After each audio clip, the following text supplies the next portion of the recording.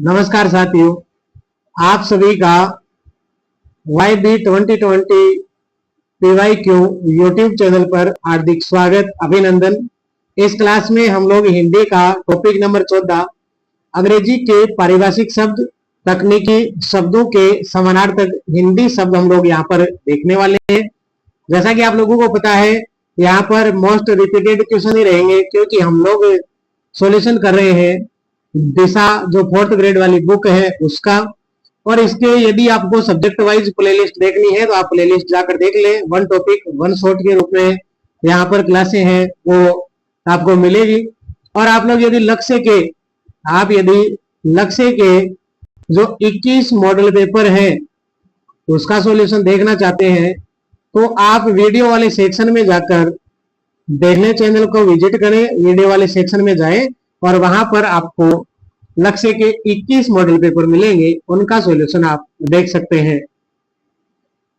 तो चलो चर्चा शुरू करते हैं अपन पहले प्रश्न से। अपना पहला प्रश्न आप लोगों की स्क्रीन पर, निम्नलिखित में से किस शब्द का अर्थ डेपुटेशन से संबंध नहीं है? तो डेपुटेशन का अर्थ प्रतिनिधि भी होता है, प्रतिनिधि मंडल भी होता है और शिष्ट मंडल भी होता है, लेकिन डेपुटेशन का अर्थ अस्थायी नियुक्ति नहीं होता है। ऑप्शन नंबर 4 नहीं होगा। और बहुत सारे आप में से कोई थोड़ा बहुत जानता है विभागीय कार्य प्रणाली, तो डेपुटेशन का अर्थ जो है वो अस्थायी नियुक्ति बोलते हैं, अस्थायी नियुक्ति बोलते हैं, लेकिन ये अर्थ नहीं होता है, इसका प्रतिनियुक्ति होता है। डेपुटेशन का अर्थ जो वहां हम बोलते हैं प्रतिनियुक्ति होता है, प्रतिनिधि मंडल भी हो सकता है, शिष्ट मंडल भी हो सकता है, लेकिन अस्थायी नियुक्ति नहीं होता है। नेक्स्ट, किस विकल्प में एंडोर्समेंट का समकक्ष हिंदी पारिभाषिक शब्द नहीं है?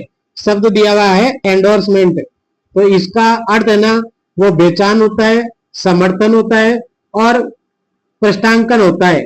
तो एंडोर्समेंट का बेचान, समर्थन और पृष्ठांकन होता है, मूल्यांकन नहीं होता है। ऑप्शन नंबर 1 आप लोगों का करेक्ट रहेगा। नेक्स्ट क्वेश्चन है एडमिनिस्ट्रेशन। एडमिनिस्ट्रेशन का जो पारिभाषिक शब्द है वो प्रशासन होता है।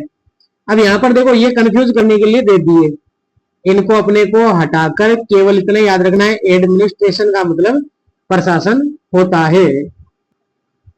नेक्स्ट, किस क्रमांक में अंग्रेजी पारिभाषिक शब्द के सामने उसका सही हिंदी समकक्ष शब्द लिखा है?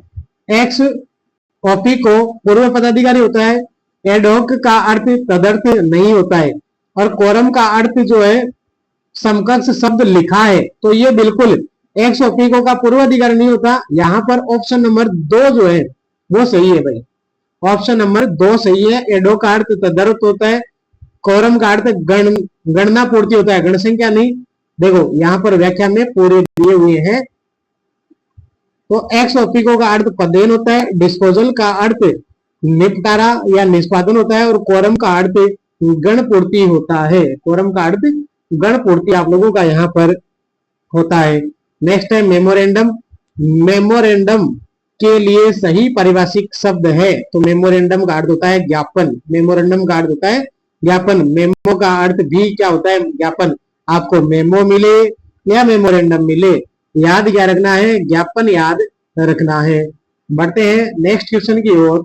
अपना नेक्स्ट क्वेश्चन है वो है, अब देखो ज्ञापन आया तो ज्ञापन के लिए अंग्रेजी के किस शब्द का प्रयोग किया जाता है? या तो मेमो मिले या मेमोरेंडम, तो अपने को मिला मेमोरेंडम।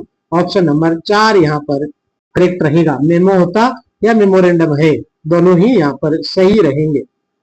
किस क्रमांक का सही मेल नहीं है? तो देखो पेंडिंग का अर्थ लंबित होता है, परसोनेल का अर्थ कार्मिक होता है, राशन का अर्थ रसद होता है, ऑनरेरी का अर्थ मानदेय नहीं होता, ऑनरेरी का अर्थ अवेतनिक तथा ऑनरेरियम का अर्थ मानदेय होता है। ऑप्शन नंबर 4 जो है वो आप लोगों का करेक्ट रहेगा। नेक्स्ट, ग्रांट का हिंदी पारिभाषिक शब्द है, ग्रांट का है ना अनुदान होता है, याद रखना ग्रांट का अनुदान होता है। ग्रोस जो लिखा ना उसका आप लोगों को याद रखना है संकल्प। मेरे को नहीं लगता संकल्प होना चाहिए, यहाँ पर होना चाहिए सकल, है ना, कुल और भारी। तथा गिल्टलेस का अर्थ निरपराध होता है, गिल्टलेस का अर्थ निरपराध होता है। ग्रोस का अर्थ सकल, कुल या फिर भारी होता है। और ग्रांट का अर्थ अनुदान होता है, याद रखना। नेक्स्ट, संचालन लेन देन के लिए कौन सा शब्द उपयुक्त है? तो संचालन या लेन देन के लिए ट्रांजैक्शन, है ना। इस महीने के मेरे ट्रांजैक्शन कंप्लीट हो गए हैं, या फिर आज का ट्रांजैक्शन मेरा कंप्लीट हो गया है, ऐसे शब्द जो है वो लेन देन, ट्रांजैक्शन का अर्थ लेन देन होता है। अब जो दिए हुए है ना वो देखते हैं क्या अर्थ है। टोल टैक्स का अर्थ होता है पथ कर। देखो अपन कहीं पर भी जाते हैं एनएच या फिर एसएच पर, तो वहां पर टोल बना हुआ है और वो अपने से क्या लेता है, टैक्स लेता है। तो इसलिए इसको टोल टैक्स का अर्थ याद रखें, पथ कर होता है। और रिज्यूम, रिज्यूम का अर्थ छोड़ना होता है। और रेगुलेशन का अर्थ विनियमन। अपन जैसे मतलब कोई काम क्लोज कर रहे होते हैं ना, या किसी साइड से पीछे बैग जा रहे हैं, तो वहां पर लिखा हुआ होता है रिज्यूम, अर्थात छोड़ना। और रेगुलेशन का अर्थ विनियम होता है। मैंने पहले विनियमन तो नहीं बोला ना, नहीं भाई, रेगुलेशन का अर्थ आपको विनियम ही याद रखना है। नेक्स्ट है गजट के लिए सही पारिभाषिक शब्द है। गजट राजपत्र होता है, गजट राजपत्र होता है, ये ध्यान रखना। देखो, गजिटेड राजपत्रित, गजट नोटिफिकेशन राजपत्र अधिसूचना, और गजिटेड ऑफिसर राजपत्रित अधिकारी, ये ध्यान रखना भाई। नेक्स्ट है जुडिशियल शब्द के समानार्थक हिंदी पारिभाषिक शब्द है। जुडिशियल, ये तो न्यायिक है भाई, ऑप्शन नंबर 1 जो है वो करेक्ट रहेगा, है ना। बेल्ट का सही हिंदी शब्द है तो ये मतपत्र होता है भाई। कौन से बेल्ट पर देना है ना, ये अपन याद रखते हैं ना, उसमें चुनाव चिन्ह में देखते भी है। तो ये बेल्ट पत्र का अर्थ, बेल्ट का अर्थ मत पत्र होता है। ऑप्शन नंबर 1 जो है वो करेक्ट रहेगा। नेक्स्ट है निम्नलिखित में से किस विकल्प में हिंदी समानार्थक सुमेलित नहीं है? हिंदी सुमेलित नहीं है पूछा है, देखते हैं आगे। तो गजट का अर्थ राजपत्र होता है, बिल्कुल सही है ना। सोलेमन का अर्थ सत्यनिष्ठ होता है, सोलेमन का अर्थ सत्यनिष्ठ होता है।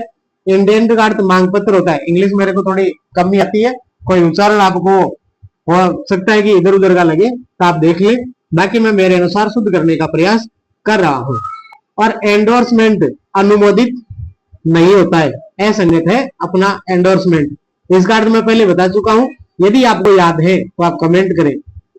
ब्यूरोक्रेसी शब्द दिया हुआ है, का समानार्थक हिंदी शब्द है अधिकारी तंत्र। ब्यूरोक्रेसी का अर्थ अधिकारी तंत्र जो है वो होता है।